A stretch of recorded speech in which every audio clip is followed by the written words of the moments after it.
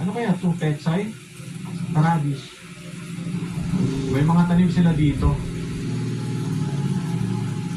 Diba parang nakakatakot din eh, no?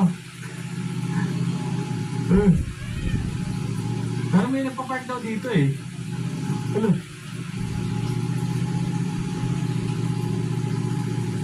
Siguro to pag tag-ulan, may tubig. Galing. Tingnan natin itong mga tanim.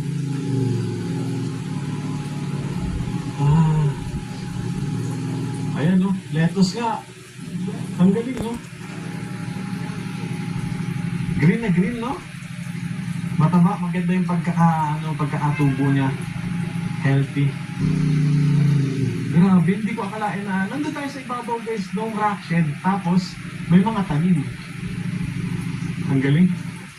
Ba tayo, wait lang, baka mamaya may malaglag na bato. Pero sabi nila kuya, itong mga bato na to matagal na.